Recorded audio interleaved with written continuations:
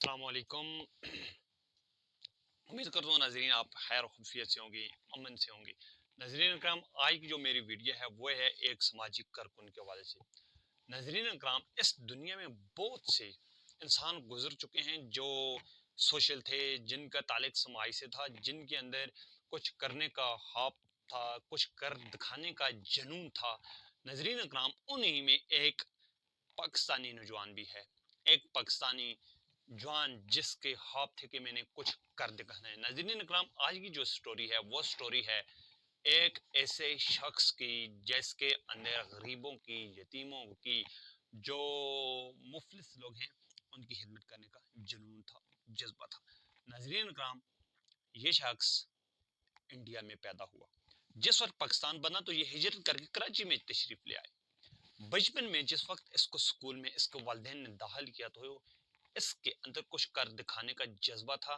یہ صرف کلاس 4 تک پڑھا، کلاس 4 تک پڑھا، اور اس نے اپنے آپ کو اس تعلیمی نظام میں فٹ نہ سمجھا اور اس نے سکول کو حیرآباد کہہ دیا اور یہ کام کو لگ گیا۔ ناظرین اکرام، وہاں پر اس نے ایک درزی کے ساتھ کام کیا، جو اس نے کام کیا وہ تقریباً 2 سال تک کیا۔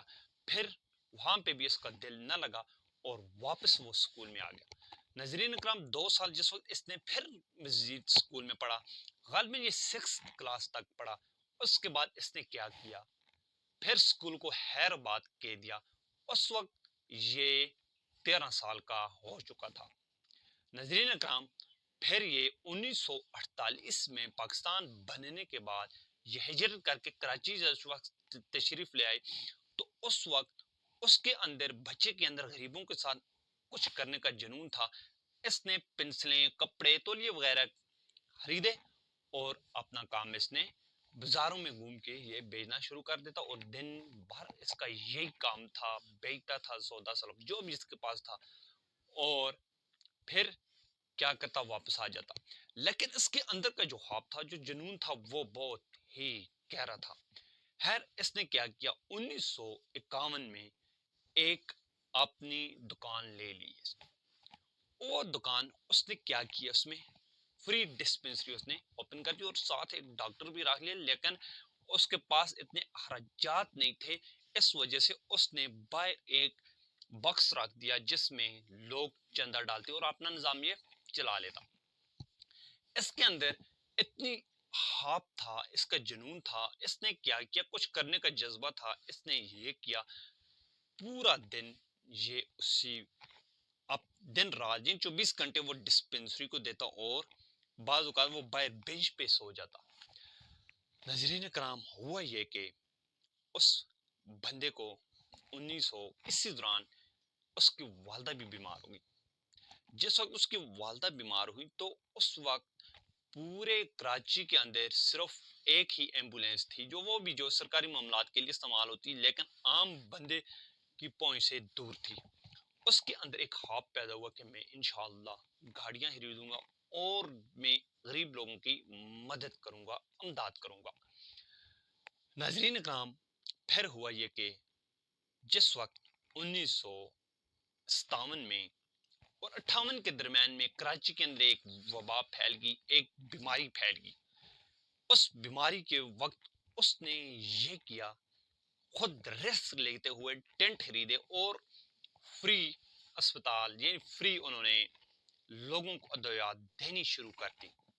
جس وقت یہ کام اس نے کیا، ایک بہت بڑا رسکی کام تھا، یہ قرض اس کے اوپر آ چکا تھا۔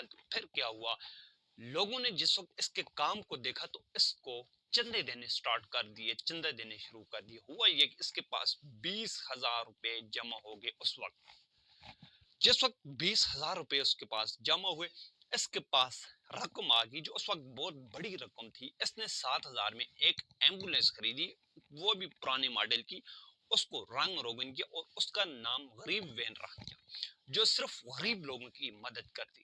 لیکن اسی دوران اس کے اندر اور جذبہ یہ پیدا ہوا کہ اس نے کہا کہ ہمارے پاس جہاز ہونے چاہیے، جو ایئر جہاز ہو، جو باہر سے اندر، یعنی کہ یہ معاملات اس کے اندر خواب پیدا ہوئے۔ خدا کا کرنا ایسا ہوا کہ اسی دوران سندھ میں 1972 میں جس وقت سیلاب آیا، بشام میں زلزلہ آیا، اس کی خدمات اتنی تھی کہ لوگ اس کے دیوانے ہو چکے تھے. ہر جگہ پہ باکس تھے جو لوگ اس کی خدمت کرتے تھے. آخرکار اس نے 1978 میں ایک فاؤنڈیشن کا آغاز کیا، ایک فاؤنڈیشن بنائی، ایک فاؤنڈیشن کا قیام عمل میں لایا جس کو ایدی فاؤنڈیشن کا نام دیا گیا. ہاں جناب، میں عبدالستار ایدی کا تذکرہ کر رہا ہوں. یہ وہ شخص تھا جس کو اللہ پاک نے عزت دی. فاؤنڈیشن کے ذریعے انہوں نے ایک ایدی گھر بنائے جس کے اندر غریب، مفلس، ہر طرح کے لوگ آ کے رہتے تھے. ناظرین اکرام، دنیا جانتی ہے اس وقت سب سے بڑا جو انسانی خدمت کا ورلڈ ہے، گینگز آف ورلڈ ریکارڈ، یہ عبدالستار ایزدی کو اللہ پاک نے تحفے میں دیا ہے. ناظرین اکرام، اگر آپ سوشل بن جائیں تو کامیابی آپ کے قدم چومیں گی. ہر انسان کامیاب ہونا چاہتا ہے. اس کامیابی کے لیے صرف آپ کو سوشل بننا پڑے گا. انشاءاللہ میں امید کرتا ہوں ہم سب عبدالستار ایدی والی جذبہ لے کر آگے بڑھیں گے اور انسانیت کی خدمت کریں گے. آپ بھی کامیاب ہو جائیں گے، ہم بھی کامیاب ہوں گے. اللہ تعالیٰ آپ سب کا حامی و ناصر ہو. عبدالستار ایدی جیسے اللہ پاک پاکستان میں ہزاروں کروڑوں پیدا فرمائے جو ان کی سوچ والے ہوں. اگر تعلیم نہیں تھی لیکن پھر بھی اس کے اندر جذبہ تھا کرنے کا. اس بندے نے لوگوں کی نالیاں بھی صاف کی، گلیاں بھی صاف کی، گٹر بھی صاف کیے، پتھر بھی اٹھائے، بلاک بھی اٹھائے، اینٹیں بھی اٹھائے، ہر طرح کا اس نے کام کیا.